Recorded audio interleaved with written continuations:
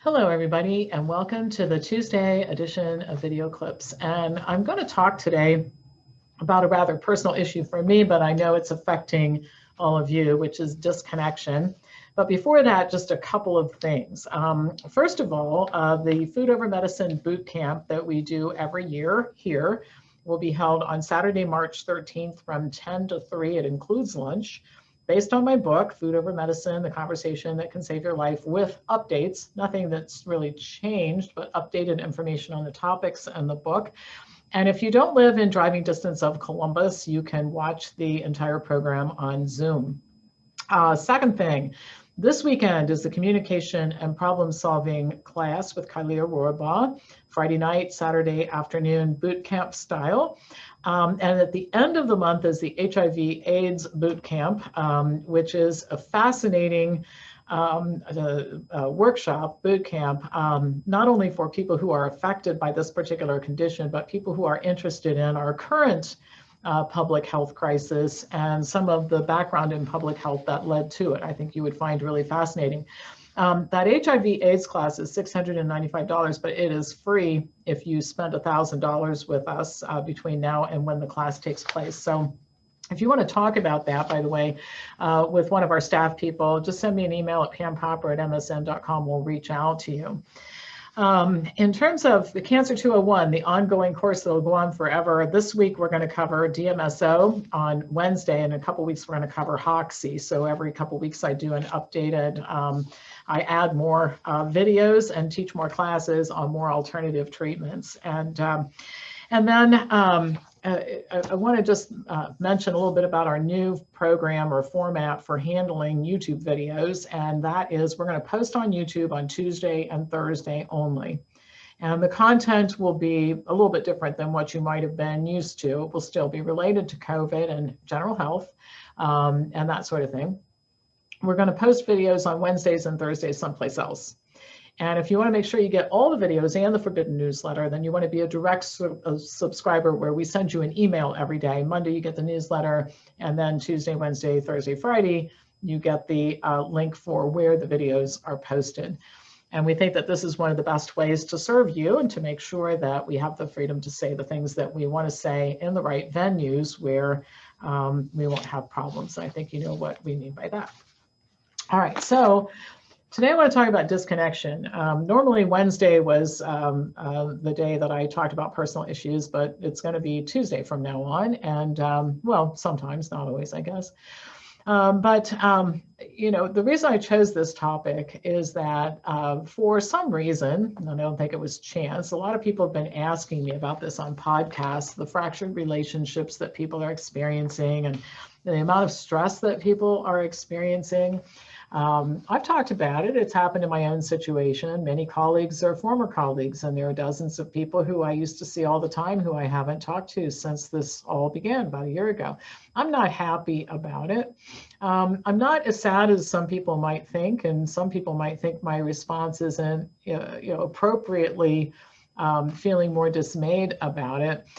But I think it's not because I don't care, it's because I think sometimes these kinds of fractures are inevitable, and sometimes the cost of maintaining certain relationships is much higher than what you can actually justify. And so, again, I'm going to share some personal experience with you. Some of you have know, and I've mentioned previously, that my family history is difficult. There's no question some good things came out of the way I grew up. I learned a lot about achievement and a lot about hard work from my family. That's not a bad thing.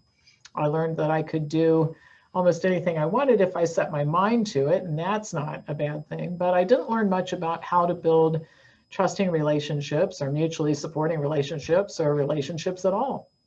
I never met my paternal grandparents. Well, actually, I understand that they visited one time when I was like 4, but I never really knew them at all or saw them after that. I never met members of my father's family until after my mother died.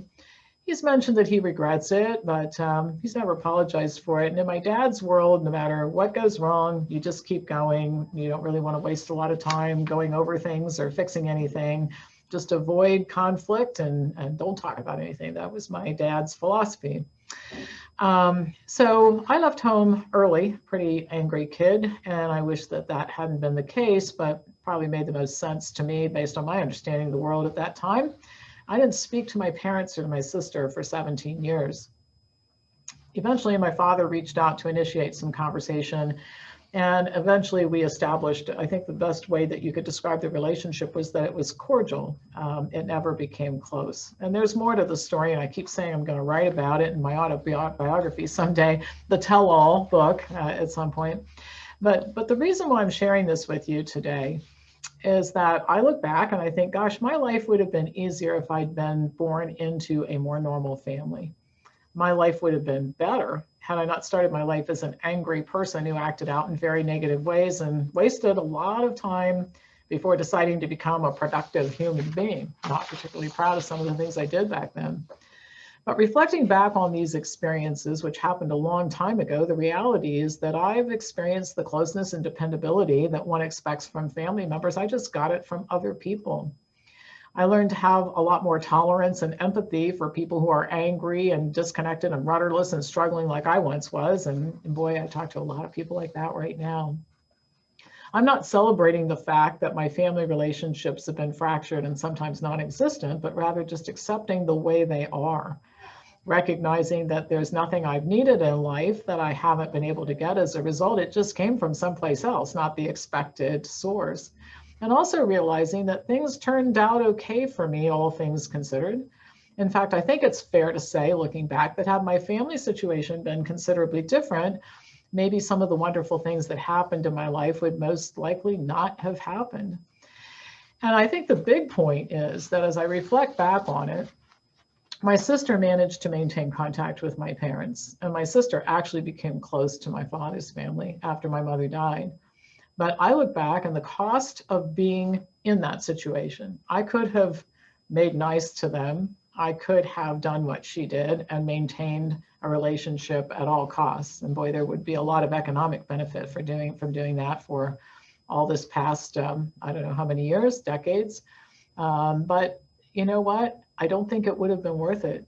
It would not have been good for me or for my life.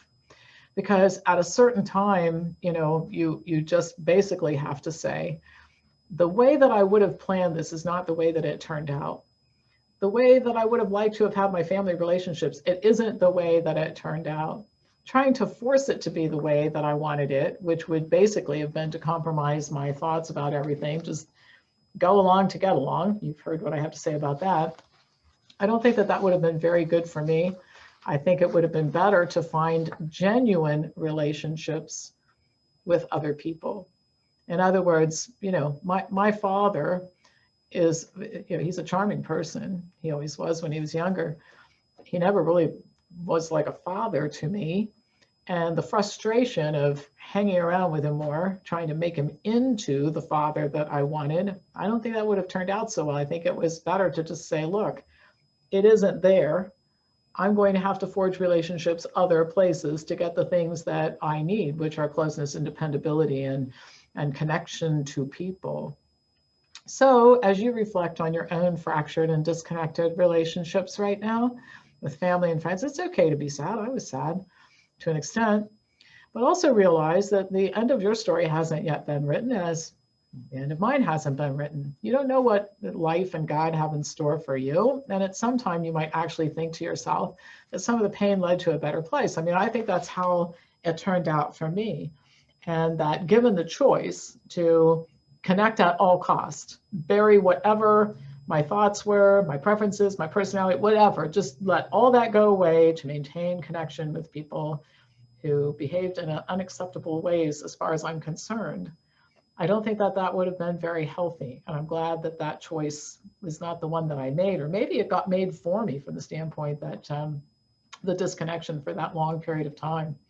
So, don't jump to conclusions about the way things are, and the way they're going to be forever, or the way that you're going to feel about them forever, because things change over time. Perspective changes everything. And today, I don't feel hurt and pain over my family situation.